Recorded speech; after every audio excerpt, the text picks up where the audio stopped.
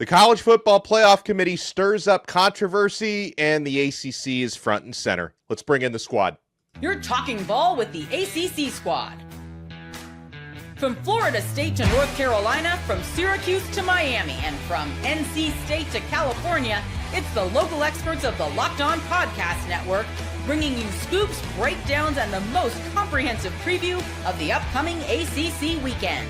Hang on, it could get loud, it could get heated, and it will definitely be fun.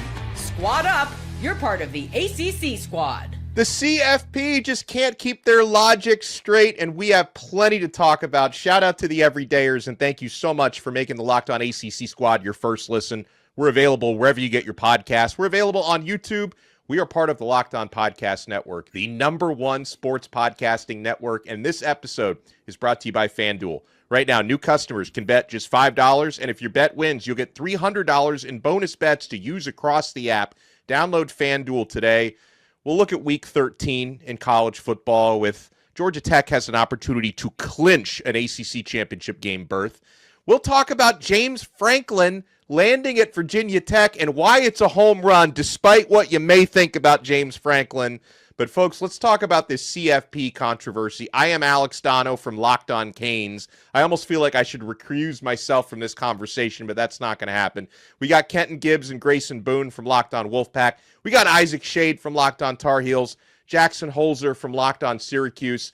So there's also points of inconsistencies, fellas, with what the new committee chair, Yurachek, is saying about, Virginia. Why Virginia? They get penalized for a loss to Louisville that now looks worse because Louisville's no longer ranked, but yet BYU does not get penalized, Virginia, that was a win over Louisville, excuse me. Meanwhile, Oregon has a win over Penn State that still looks great to the committee because of Penn State's preseason ranking, even though that team is completely tanked.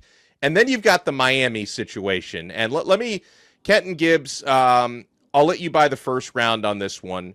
Miami is ranked 5 spots behind the Notre Dame, 4 spots behind the Notre Dame Fighting Irish, despite the head-to-head win. Similar strength of record, similar strength of schedule, and yet, the committee feels Notre Dame is that much more impressive.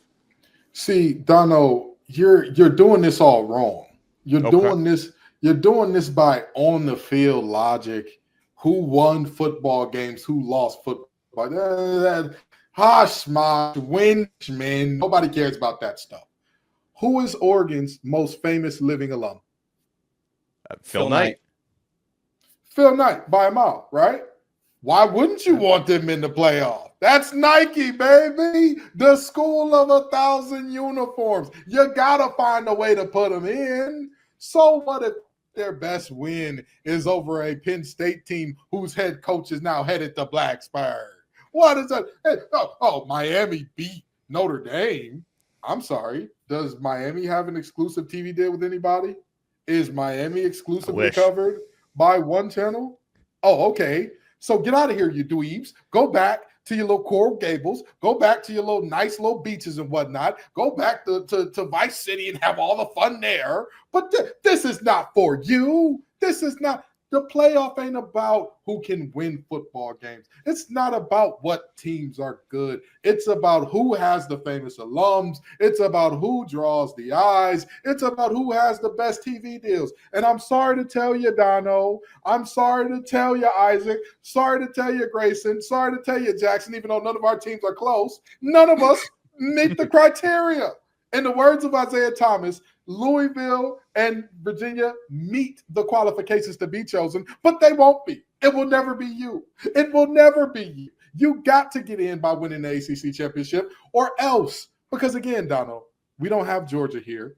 We don't have Bama here. We don't have, not in the fact of whether or not they're good teams or not, because Bama just lost to Oklahoma, but it's about whether or not they lost to Florida State by 2 touchdowns. Yeah, that one was worse. Yeah. I mean, Oklahoma's actually pretty good. Florida State is terrible. Yeah, Dono, but you get the point.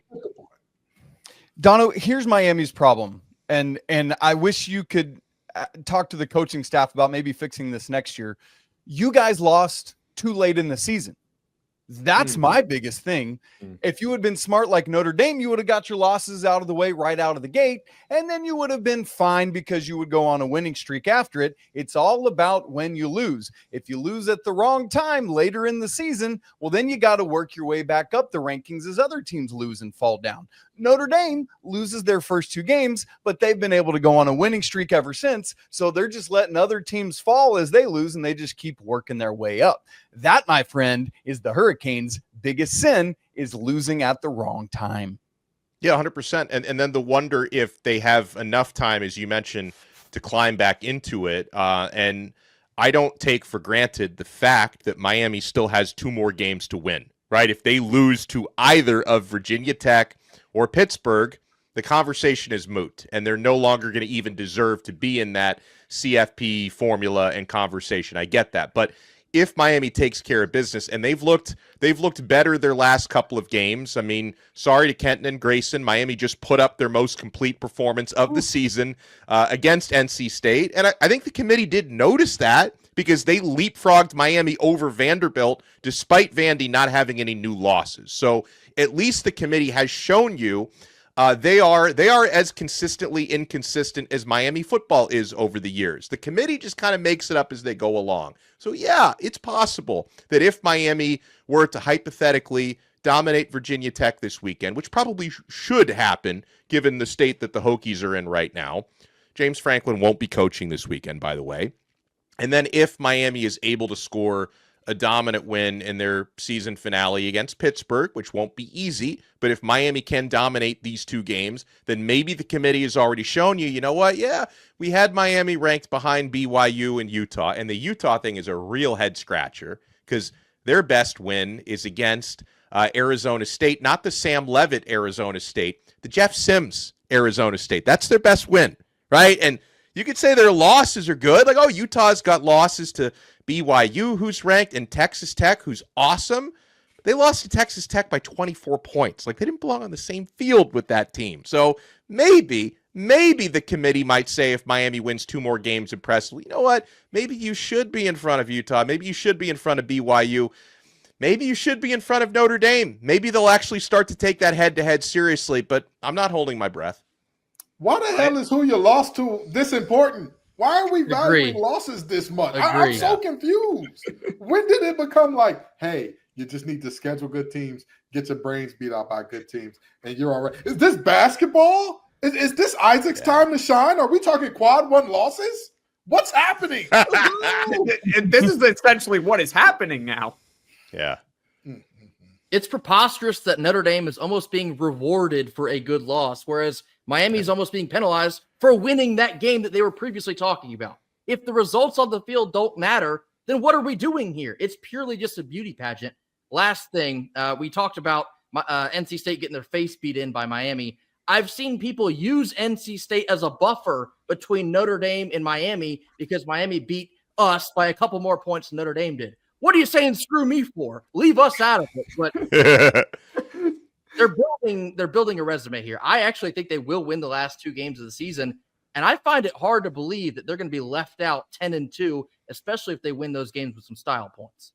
And the problem is, it's not, let's all remember, it's not just about getting to 12th. You got to get to 10th if you want to be in at large, right? And so that's part of the issue here that we're looking at, because you're going to have a G5 team that's going to be the 12th seed and probably the ACC champion, who, unless this bunch of stuff breaks right for Miami's not even going to be in that game. So if the Hurricanes want to make this thing, they got to jump not just from 13 to 12, but 13 all the way to 10. And that's where it's like the committee feels like they're gatekeeping with these groups that have different sort of credentials that others don't. And so keep that in mind critically as well.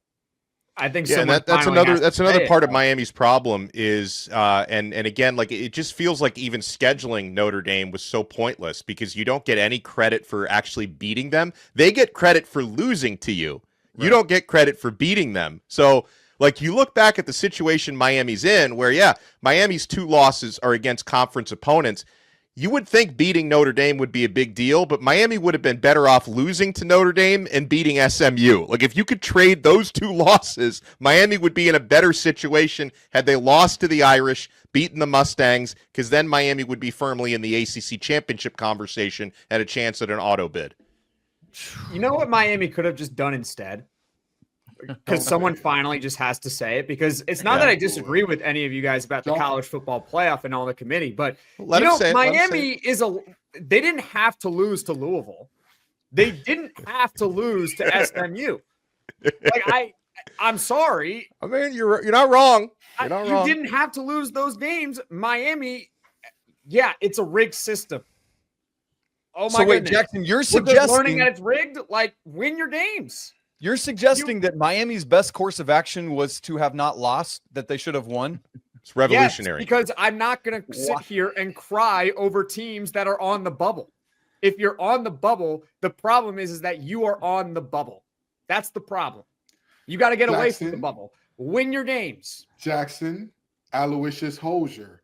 That does not make sense. What do you mean it doesn't make sense? They have 2 losses. You are saying they lost to Louisville and SMU. So does Notre Dame.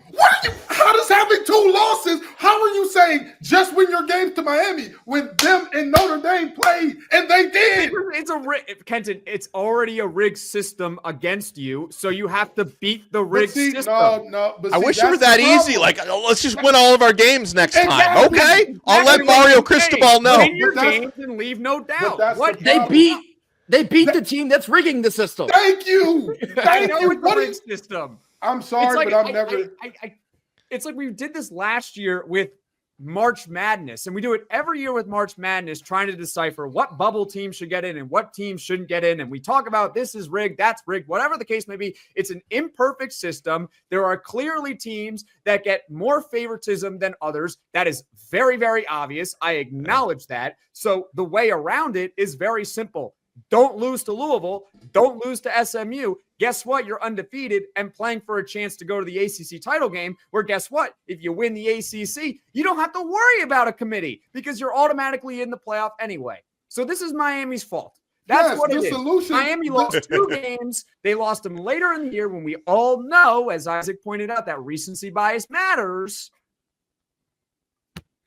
I'm not going to cry over it. You're on the bubble. I'm not mad at win your games if they have a worse record. People are discussing the possibility of a 4-loss Texas in the playoffs, and you're telling me that the solution is to win your games. Texas is not good. They're not getting in. I agree that they shouldn't get in. But guess what, Jackson? You're talking about an imperfect system that we know is rigged, and guess who had their own damn network? Along with Notre Dame, the Longhorn Network. Guess who has the biggest fan base? And you can't even name the most famous Texas fan, because even if you say Matthew McConaughey, there's a bunch of other very famous and rich people who are Texas fans. This is ridiculous. Miami wouldn't draw ratings in a college football playoff now. Not Texas ratings. Maybe not Texas, but they wouldn't draw ratings either. Not Texas ratings, not Notre Dame ratings either. Okay, but are they drawing more than BYU and Utah? Yes, but here's the thing. I can explain that to you. The reason why the committee has BYU and Utah in front of Miami is they need to create the buffer between Miami and Notre Dame, because the committee has said it.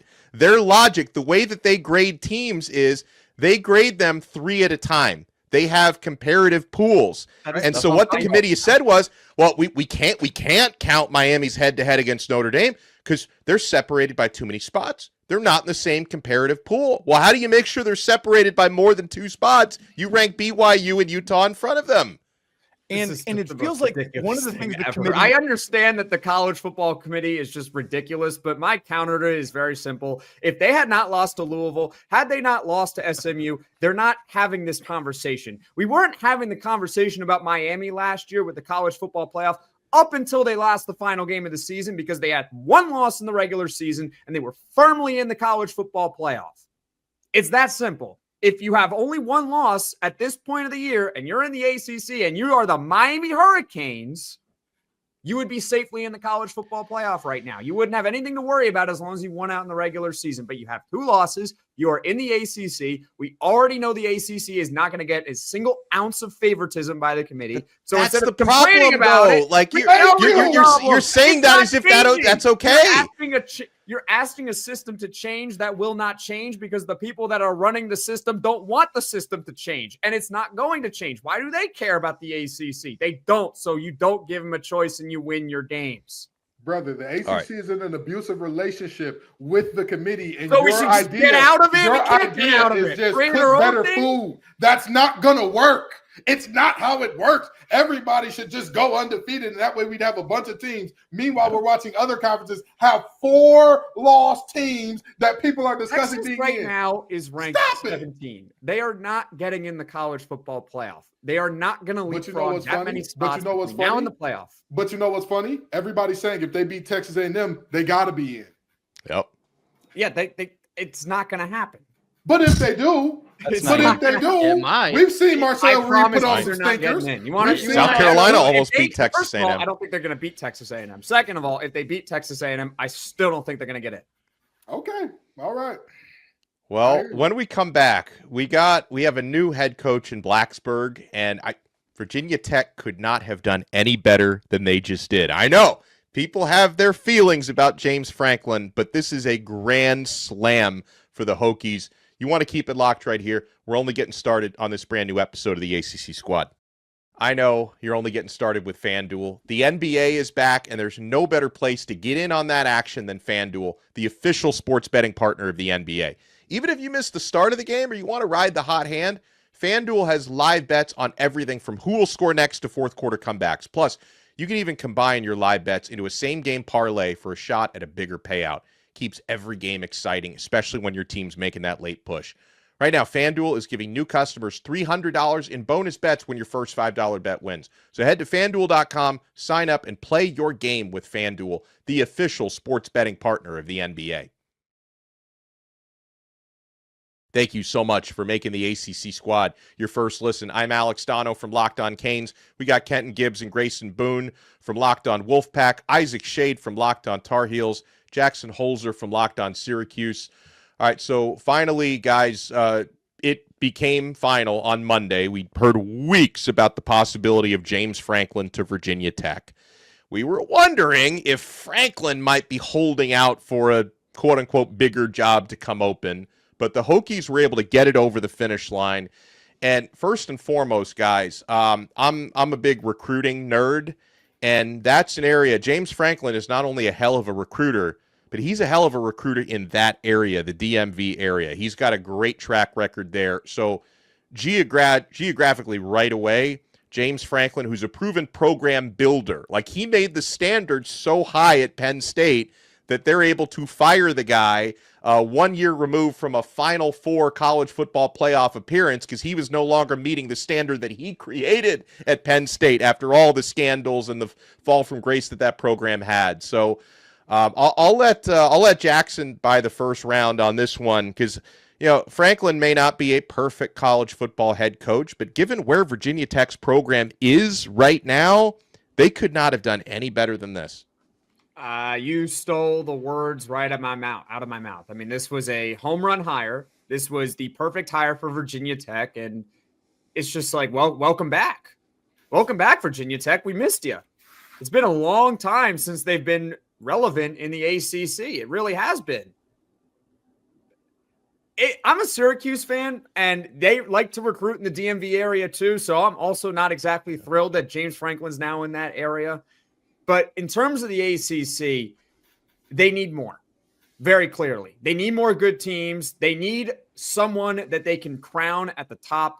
And I think that's ultimately the ceiling of Virginia Tech. I do believe that Virginia Tech could be that team that we look at as the standard in the ACC going forward. I don't know if that's going to be as soon as next year, but that could be down the line with James Franklin because we have seen what he did at Penn State in creating one of the best programs in the Big Ten while he was there. We also saw what he did with Vanderbilt, not in the transfer portal era, by the way. That's and right. He had that program be very successful too. He's a great recruiter. He is a really good coach. He has his flaws. He's got a well-earned reputation of not being able to win the big game. But that being said, Virginia Tech hasn't played in a lot of big games in a while because you got to be good to play in those big games. And he is someone that can definitely elevate the floor of Virginia Tech. And he also gives them a ceiling of maybe being able to compete for college football playoff appearances year in and year out. This is a home run hire. Yeah, I couldn't agree more. Home run hire. And, I think that his inability to win big games is greatly overstated. Again, pull up any coach's record against the top 10.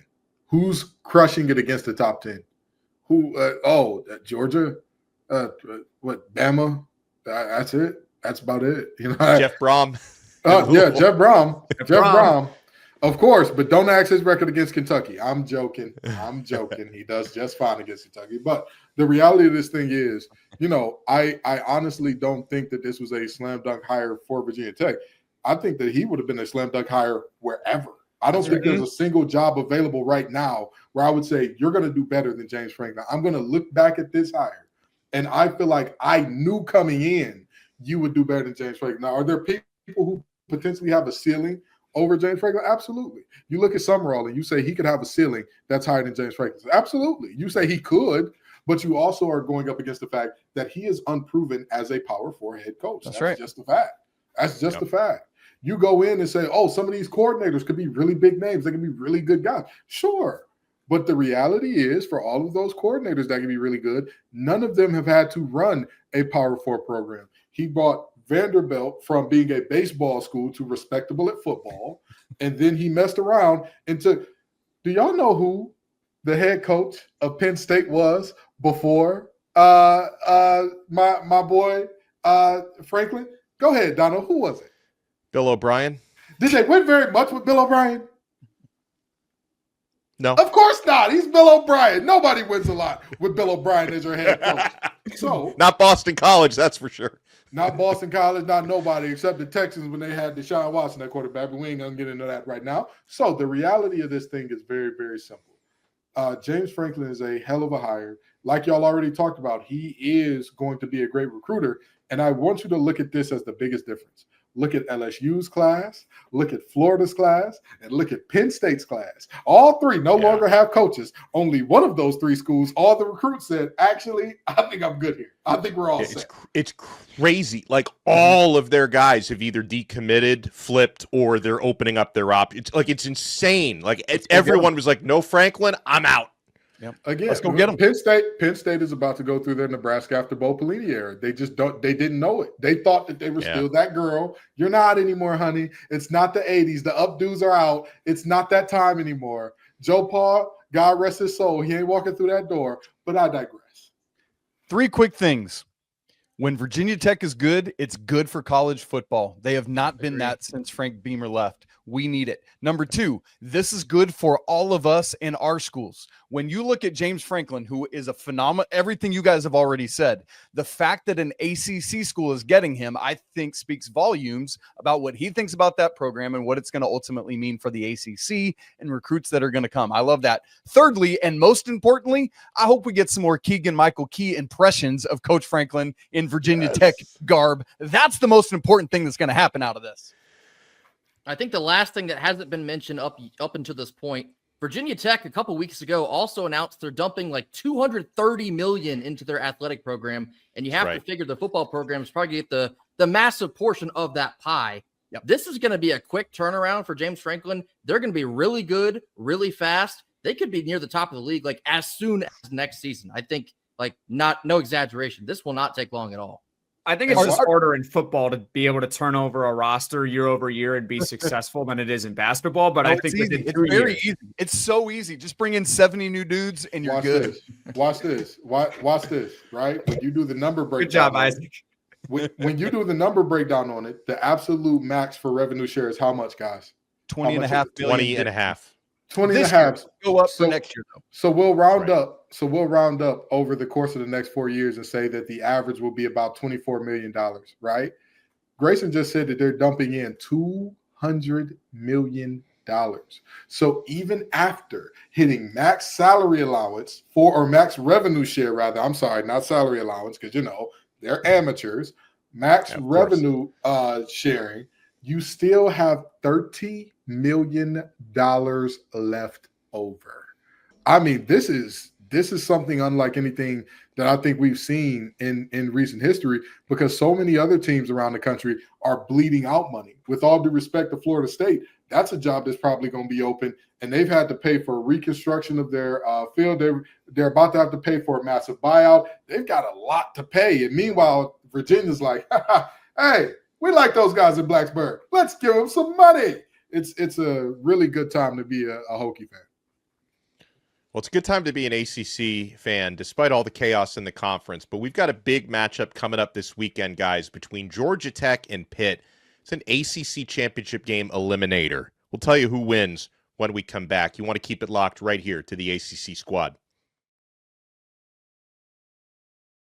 Thank you so much for making us your first listen. We're so proud to be a part of this Locked On Podcast Network. We recently became number one sports podcast network, and I'm happy that all five of us on the screen, have played our part in that, but it's really about the everydayers. It's about you guys who tune into our shows each and every day, whether it's Locked On Tar Heels with Isaac, whether it's Locked On Wolfpack with Kenton and Grayson, Locked On Syracuse with Jackson, Locked On Canes with me. We appreciate the support that you guys give to us. Now, fellas, this coming Saturday, 7 p.m., good prime time slot on ESPN. 16th ranked Georgia Tech is going to be hosting Pitt. I think the fact that Georgia Tech is only favored by 2.5 at home tells you how close the odds makers and the betting public think this one is going to be. Now, Georgia Tech can clinch their spot in the ACC Championship Game with a win. If Pittsburgh wins, they still need a little bit of help, but if they lose, they're eliminated. So this is an ACC Championship Game eliminator. Georgia Tech can seal their deal this weekend. Both teams have had recent down performances. Pitt, they wanted to lose by Notre Dame to 100 so Narduzzi could focus on the conference games. Here you are. This is the conference game you are focusing on. So who do you think wins this weekend and why? And whoever wants to buy the first round, by all means. Grayson, I'll go first. I'll go first because I made this pick 2 weeks prior to right now, and I'm not coming off of it. I think Pitt's going to win this football game. And I'll tell you one thing even further. If you want a general idea of how I think this game will go, watch the Georgia Tech NC State game. I think it's going to be high scoring. Georgia Tech has shown they can't stop anyone, not even Boston College last weekend. Narduzzi, he's been hiding those cards up his sleeve. Now's the time, brother. If you're going to get blown out by Notre Dame but focus on the ACC games, now's your time. I think Pitt's going to get this done. They're going to knock Georgia Tech out, and SMU's going to beat Louisville, and SMU's going to rise up to Charlotte. Ooh. My brother and Jim Valvano on this. No, that ain't happening. Let me tell you why. Let me tell you why. Pitt has upset the football gods. They've upset them. You know why? This thought of, we could get beat by 100. We just need to figure it out. Anytime teams do stuff like that when they need help, it always turns out that one of the funny things happens. So they may win this game because I do think that the Sharks had the worst week I've ever seen from them as a linebacking core. Yeah. I mean, there were multiple plays where Kyle Lewis is right there and Jeremiah Love makes him look like, hey, this guy ain't playing in the NFL. He needs to go learn some accounting. He needs to learn some enterprise rental car real quick. But I do think that they'll be better. They'll pick you up.